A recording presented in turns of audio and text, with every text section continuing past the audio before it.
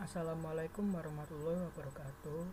Kami dari kelompok spesifikasi kebutuhan perangkat lunak akan menjelaskan tentang spesifikasi kebutuhan perangkat lunak. Dari kelompok kami ada Farza Rizky Santoso, NPM 79, Nil Dani Sihab, NPM 80, dan saya Desna Ramadan, NPM 99. Apa itu spesifikasi perangkat lunak? Spesifikasi perangkat lunak adalah sebuah dokumen yang berisi pernyataan lengkap dari apa yang dapat dilakukan oleh perangkat lunak, tanpa jelaskan bagaimana hal tersebut dikerjakan oleh perangkat lunak. SRS bisa terdiri dari banyak dokumentasi yang saling melengkapi. Suatu SRS harus dapat 1. Menguraikan definisi masalah. 2. Menguraikan masalah dengan tepat dengan cara yang tepat pula. Lalu SRS memiliki objektif. Objektif yang pertama adalah persetujuan kerja dengan pelanggan, dan yang kedua daftar kebutuhan teknis yang harus dipenuhi oleh perangkat lunak. Lalu SRS memiliki syarat. 1. Mudah diidentifikasi. 2. Diuraikan dengan jelas, simpel, sederhana, dan konsisten. 3. Bisa divalidasi dan bisa dites. 4. Mampu untuk ditelusuri kembali. Lalu ada hal-hal yang harus dihindari ketika kita membentuk SRS.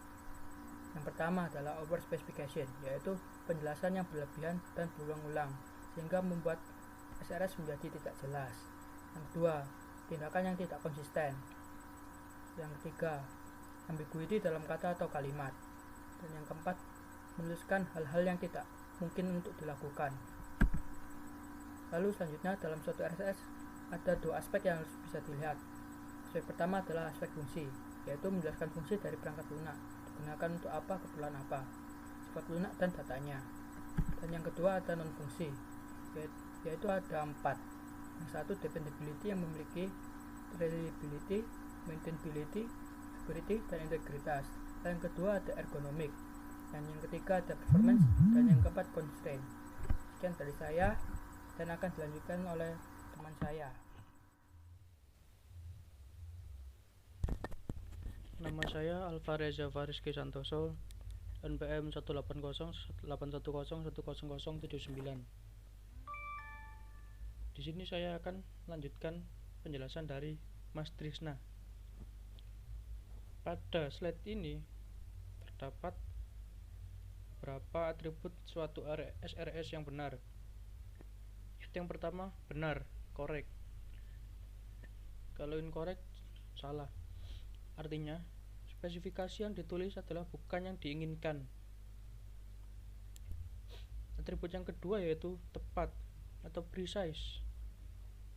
Ini berpengaruh pada hasil perancangan dan pembuatan software requirement design atau SRD. Yang ketiga, unambiguity. Setiap permintaan harus punya satu interpretasi atau hanya ada satu arti dalam satu kalimat, sehingga jadi satu kalimat harus memiliki satu saja arti agar tidak ambigu. Jika memiliki banyak arti maka membingungkan. Yang keempat yaitu lengkap atau komplit. Lengkap jika dilihat dari dua sudut pandang, yaitu dokumen membuat tabel isi, nomor halaman, nomor gambar, nomor tabel, dan sebagainya. Tidak ada bagian yang hilang atau to be defined, yaitu tulisan yang akan didefinisikan kemudian. Atribut yang kelima yaitu bisa diverifikasi atau verifiable, yang berarti bisa diperiksa dan dicek kebenarannya. Setiap kebutuhan selalu dimulai dengan dokumen yang bisa diperiksa. Selanjutnya, konsisten. Nilai-nilai kebutuhan harus tetap sama, baik dalam karakteristik maupun spesifikasi. Misalnya, yang diminta A, maka harus ditulis A, tidak boleh yang lain. Maka di sini dikatakan harus konsisten. Yang ketujuh yaitu understandable, dapat dimengerti oleh pemrograman, analisis sistem, atau sistem engineer. Yang kedelapan, bisa dimodifikasi, yaitu bisa diubah-ubah dan pengubahannya sangat sederhana, tetapi tetap konsisten dan lengkap. Yang kesembilan, traceable atau dapat ditelusuri. Jika ditelusuri, harus tahu mana bagian yang akan diubahnya. Yang ke-10, harus dapat dibedakan bagian what dan how.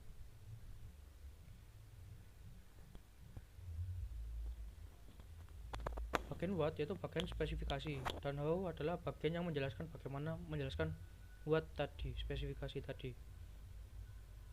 11, dapat mencakup dan melingkupi seluruh sistem. Yang ke-12, dapat melingkupi semua lingkungan operasional, misalnya interaksi fisik dan operasional tersebut. Yang ke-13, bisa menggambarkan sistem seperti yang dilihat oleh pemakainya. Yang ke-14, harus toleran, bisa menerima terhadap ketidaklengkapan, ketidakpastian, dan ketidakkonsistenan. Yang kelima, harus bisa dilokalisasi dengan sebuah kopling, yaitu hubungan ketergantungan antara dua model yang tidak terlalu erat. Selanjutnya di sini membahas 9 macam orang yang terlibat dalam pembuatan SRS ini. Yang pertama adalah si pemakai atau bisa dikatakan user, yaitu yang mengoperasikan atau yang menggunakan produk final dari perangkat lunak yang dibuat tersebut. Yang kedua, klien, yaitu orang yang atau perusahaan yang mau membuat sistem atau yang menentukan. Selanjutnya akan dijelaskan oleh Mas Wildani.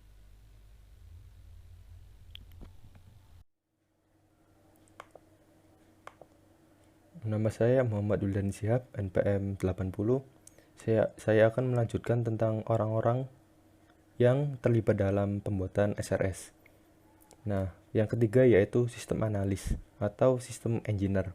Nah, jadi orang ini itu yang biasa melakukan kontak teknik pertama dengan klien, yang tugasnya menganalisis persoalan, menerima requirement, dan menulis requirement. Yang keempat yaitu software engineer. Nah, orang ini bekerja setelah kebutuhan perangkat lunak dibuat. Biasanya bekerja sama dengan sistem engineer berdasarkan SRS. Yang kelima yaitu programmer, yang bertugas untuk menerima spesifikasi perancangan perangkat lunak, membuat kode dalam bentuk modul, menguji dan memeriksa tes modul. Yang keenam yaitu test integration group, yaitu kumpulan orang yang melakukan tes dan mengintegrasi modul. Yang ketujuh, maintenance group, yang bertugas memantau dan merawat performansi sistem perangkat lunak yang dibuat selama pelaksanaan dan pada saat modifikasi muncul. Ini bekerja dari 80% dari pekerjaan. Yang kedelapan yaitu technical support, yaitu orang-orang yang mengelola atau manajemen pengembangan perangkat lunak, termasuk konsultan atau orang yang mempunyai kepandaian lebih tinggi. Yang kesembilan yaitu staff dan clerical work. Staff ini bertugas untuk mengetik, memasukkan data, dan membuat dokumen. Nah, kemudian keberhasilan pengembangan perangkat lunak bisa dilihat dari 10 aspek atau titik pandang. Yang pertama yaitu ketelitian dari pembuatnya. Yang kedua, kualitas dari spesifikasi perangkat lunak yang dihasilkan. Nah, perangkat lunak ini bisa dikatakan baik jika memiliki sedikit kesalahan. Yang ketiga yaitu integritas dari pembuatnya. Apabila pembuatnya memiliki integritas tinggi, berkompeten, memiliki profesionalisme yang tinggi, tentu hasil perangkat lunak yang dihasilkan akan menjadi baik. Yang keempat, proses pembuatan yang mantap. Nah, jadi proses pembuatan ini harus dimanajemen secara teratur, nah sehingga urutan-urutan proses itu akan terlihat secara jelas. Hal ini tentunya akan menghasilkan kualitas perangkat lunak yang baik.